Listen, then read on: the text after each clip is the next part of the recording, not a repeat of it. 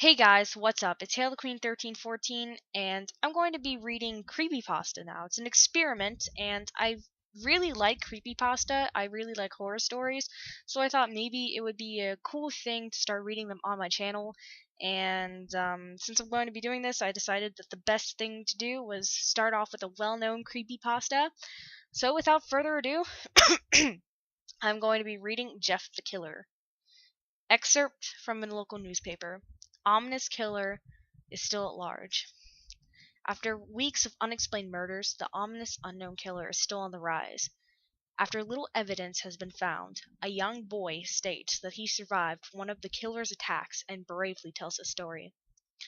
I had a bad dream and I woke up in the middle of the night, says the boy. I saw that for some reason the window was open, even though I remember it being closed before I went to bed. I got up and shut it once more. Afterwards, I simply crawled under my covers and tried to go back to sleep.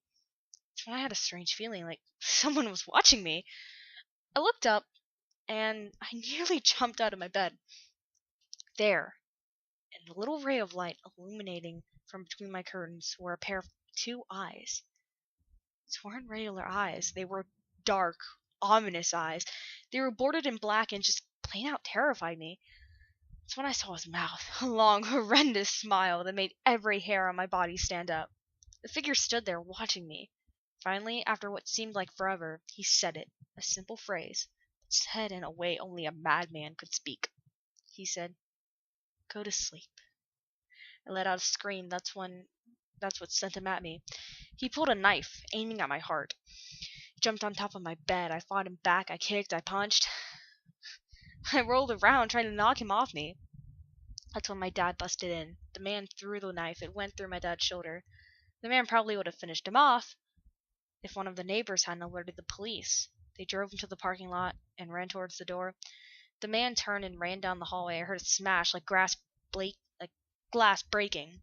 As I came out of my room, I saw the window that was pointing towards the back of my house was broken.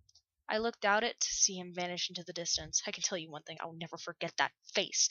Those cold, evil eyes and that psychotic smile. They will never leave my head. Police are still on the look for this man. If you see anyone that fits the description in this story, please contact your local police department. Jeff and his family had just moved into a new neighborhood. His dad had gotten a promotion at work, and they thought it would be best to move into one of those fancy neighborhoods.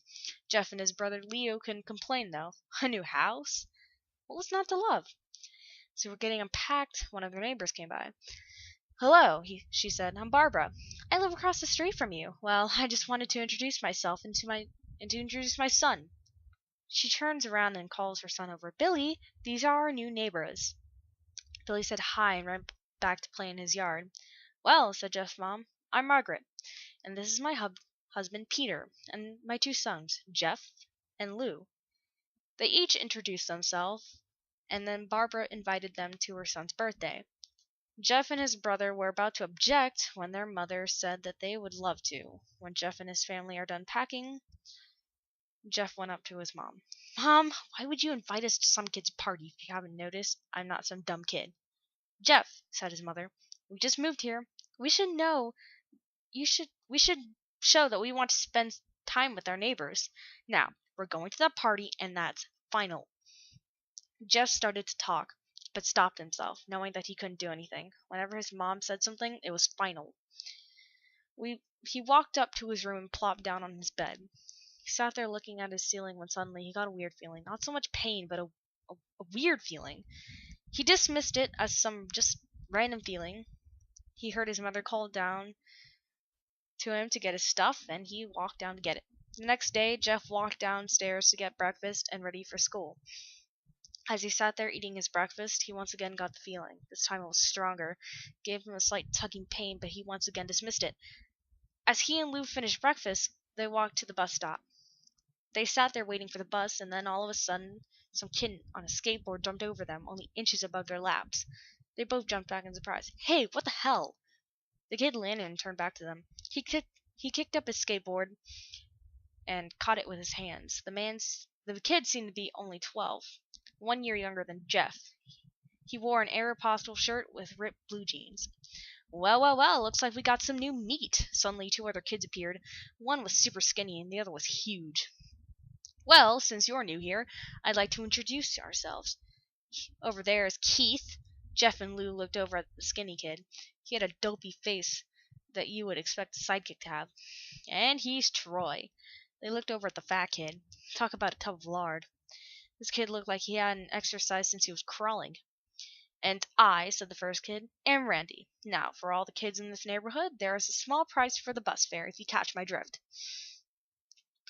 Lou stood up, ready to punch lights out of the kid's eyes when one of his friends pulled a knife on him. Tisk tisk tisk. I had hoped you would be more cooperative, but it seems we must do this hard way. The kid walked up to Lou and looked and took his wallet out of his pocket. Jeff got that feeling again. Now it was truly strong, a burning sensation. He stood up, but Lou gestured him to sit down. Jeff ignored him and walked up to the kid. Listen here, you little punk. Get back my bro's wallet or else. Randy put the wallet in his pocket and pulled out his own knife. Oh, and what will you do? Just as he finished the sentence, Jeff popped the kid in the nose.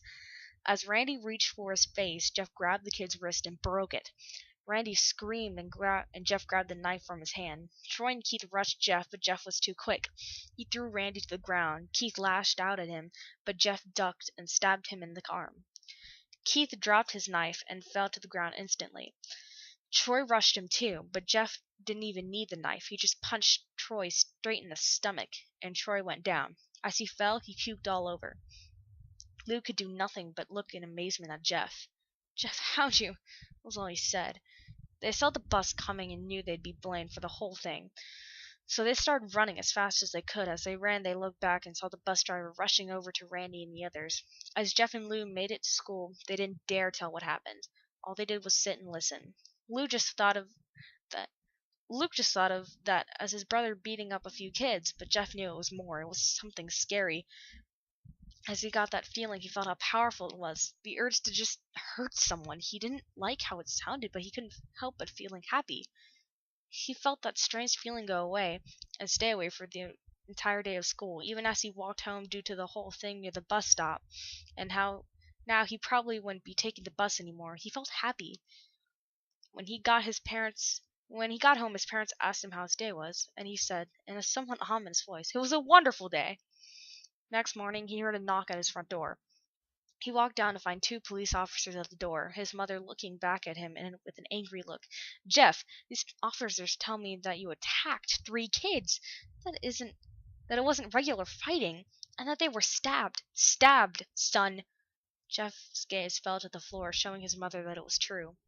"Mom, they were the ones who pulled the knives on me and Lou." "Son," said one of the cops, "we found 3 kids, 2 stabbed, 1 having a bruise on his stomach, and we have witnesses proving that you fled the scene. Now, what does that tell us?" Jeff knew it was no use. He could say him and Lou had been attacked, but then there was no proof it was not them who attacked first. They couldn't say that they were fleeing, because truth be told, they were. So Jeff couldn't defend himself or Lou. "Son, call down your brother." Jeff couldn't do it, since it was him who beat up all the kids. "Sir, it was me. I was the one who beat up the kids. Lou tried to hold me back, but he couldn't stop me." The cop looked at his partner, and they both nodded. "Well, kid, looks like a year in jury." "Wait," says Lou. They all look up to see him holding a knife. The officers pulled their guns and locked them on Lou. "It was me. I beat up those little punks. Have the marks to prove it." He lifted up his sleeves to reveal cuts and bruises, as if he was in a struggle. "Son, just put the knife down," said the officer. Lou held up the knife and dropped it to the ground. He put his hands up and walked over to the cops. "No, Lou, it was me. I did it." Jeff had tears running down his face. "Poor bro. Trying to take the blame for what I did." "Oh, take me away." The police led Lou out to the patrol car. "Lou, tell them it was me. Tell them. I was the one who beat up those kids." Jeff's mom put her hands on his shoulders. "Jeff, please, you don't have to lie. We know it's Lou. You can stop." Jeff watched helplessly as the cop car speeds off with Lou inside. A few minutes later, Jeff's dad pulled into the driveway, seeing Jeff's face and knowing something was wrong. Son, what is it?" Jeff couldn't answer. His vocal cords were strained from crying. Instead, Jeff's mother walked his father inside to break the bad news to him as Jeff wept in the driveway. After an hour or so, Jeff walked back into the house, seeing that his parents were both shocked, sad, and disappointed. He couldn't look at them. Couldn't see how they thought of Lou and it was his fault. He just went to sleep, trying to get the whole thing out of his mind. 2 days went by with no word from Lou at JDC. No friends to hang out with. Nothing but sadness and guilt, that is, until Sunday, when Jeff is woke by his mother with a happy, sunshine face. "Jeff, it's the day," she said as she opened up the curtains and let light flood into his room. What's today?" asked Jeff as he stirs awake. "Why, it's Billy's party." He was now fully awake. "Mom, you're joking, right? You don't expect me to go to some kid's party after—" There was a long pause. "Jeff, we both know what happened. I think the party could be the thing that brightens up the past days. Now get dressed." Jeff's mother walked out of the room and downstairs to get ready herself. He fought himself to get up. He picked out a random shirt and a pair of jeans and walked downstairs. He saw his mother and father all dressed up, his mother in a dress and his father in a suit. He thought, why would they ever wear such fancy clothes to a kid's party? "Son, is that all you're going to wear?" said Jeff's mom.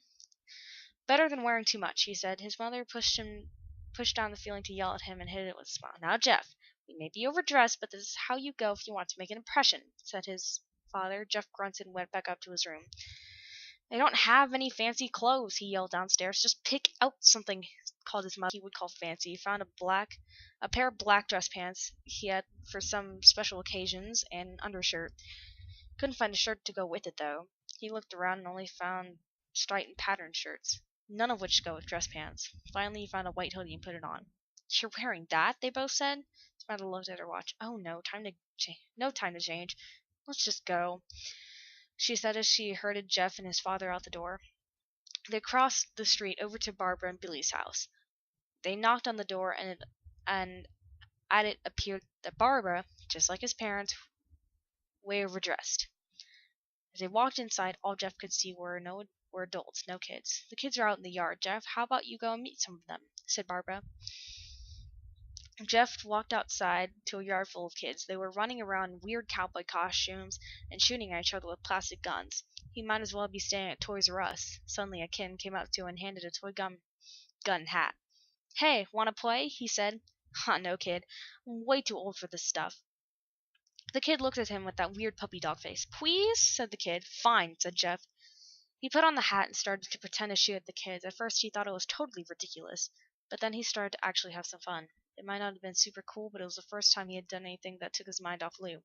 So he played with the kids for a while, till he heard a noise, a weird rolling noise. Then it hit him. Randy, Troy, and Keith all jumped over the fence on their skateboards.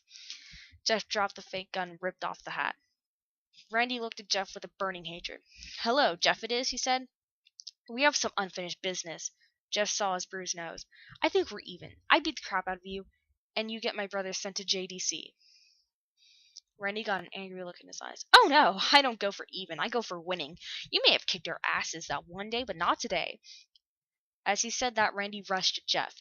They both fell to the ground. Randy punched Jeff in the nose, and Jeff grabbed him by the ears and headbutted him. Jeff rushed Randy off of him, and both rose to their feet. Kids were screaming, and parents were running out of the house. Troy and Keith both pulled guns out of their pockets. "No one interrupts, or guts will fly," they said. Randy pulled a knife on Jeff and stabbed it into his shoulder. Jeff screamed and fell to his knees. Randy started kicking him in the face. After 3 kicks, Jeff grabbed his foot and twisted it, causing Randy to fall to the ground. Jeff stood up and walked towards the back door. Troy grabbed him. "Need some help?" He picks Jeff up by the back of the collar and throws him through the patio door. As Jeff tries to stand, he is kicked down to the ground.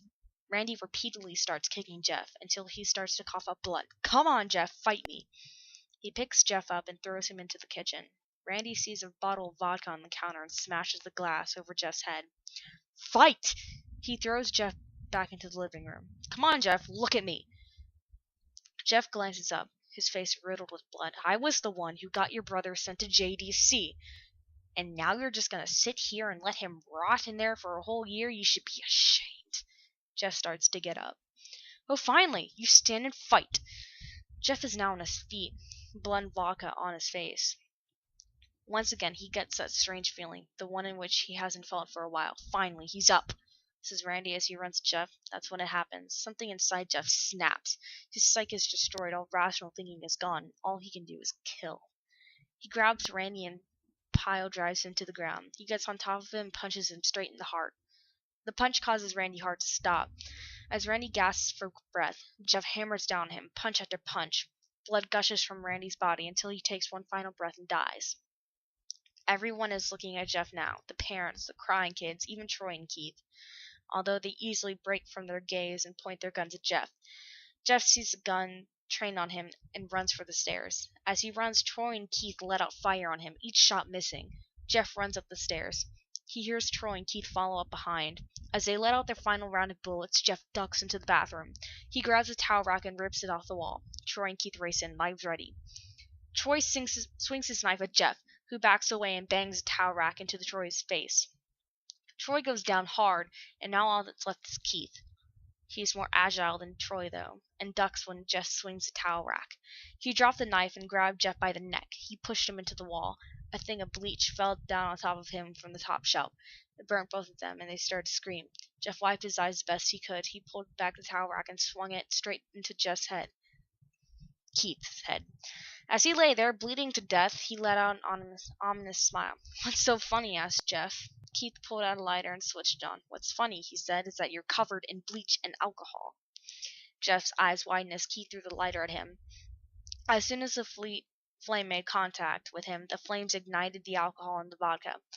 While the alcohol burned him, the bleach bleached his skin. Jeff let out a terrible screech as he caught fire. He tried to roll out the fire, but it was no use. The alcohol had made him a walking inferno. He ran down the hall and fell down the stairs. Everybody stared, screaming as they saw Jeff, now a man of fire, drop to the ground nearly dead. The last thing Jeff saw was his mother and the other parents trying to extinguish the flame. That's when he passed out.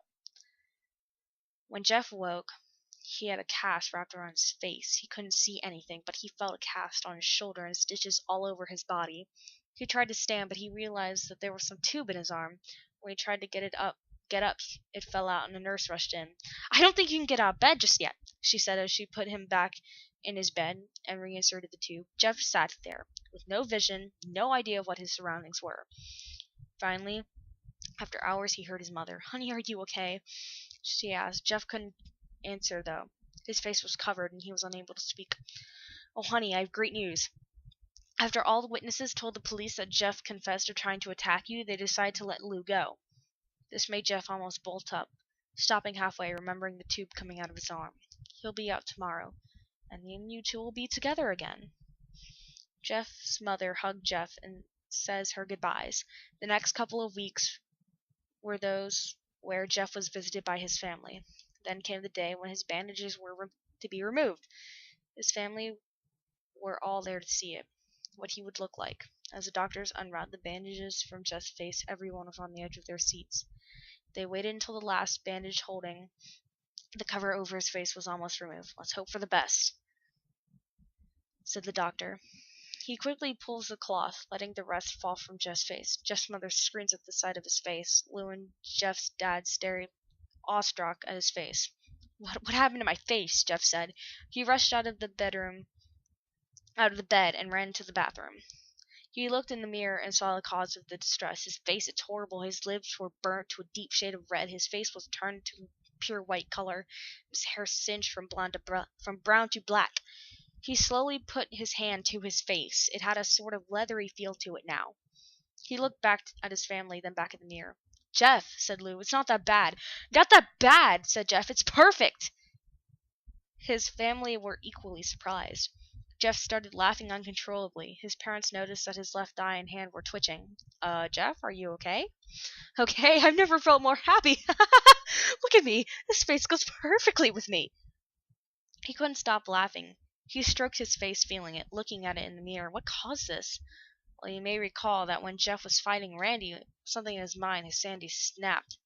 Now he was left as a crazy killing machine. That is, his parents didn't know. "Doctor," said Jeff's mom, "is my son all right, in the head?" "Oh, yes.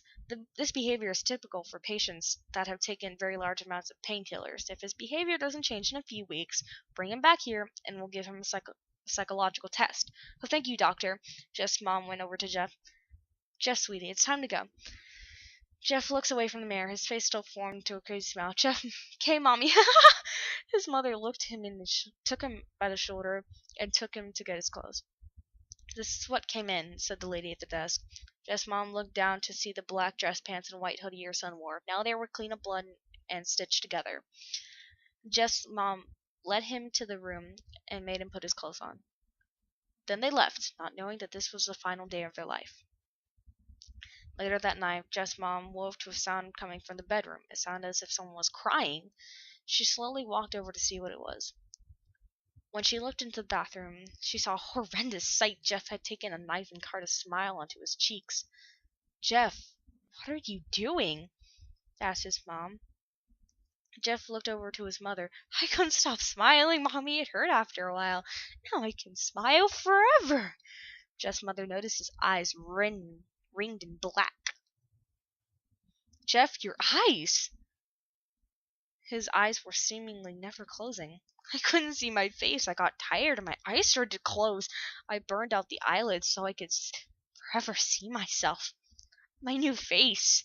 Jeff's mother slowly started to back away, seeing that her son was going insane. "What's wrong, Mommy? Aren't I beautiful?" "Yes, son," she said. "Yes, you are. Let me go get Daddy so he can see your face." She ran to the room and shook Jeff's dad from his sleep. "Honey, get the gun." She stopped as she saw Jeff in the doorway holding a knife. "Mommy, you lied." That's the last thing they hear as Jeff rushed them with the knife, gutting both of them. His brother Lou woke up, startled by some noise. He didn't hear anything else, so he just shut his eyes and tried to go back to sleep. As he was on the border of slumber, he got the strangest feeling that someone was watching him. He looked up before Jeff's hand covered his mouth. He slowly raised the knife, ready to plunge it into Lou. Lou thrashed here and there, trying to escape Jeff's grip. "Shh, shh," Jeff said. "Just go to sleep."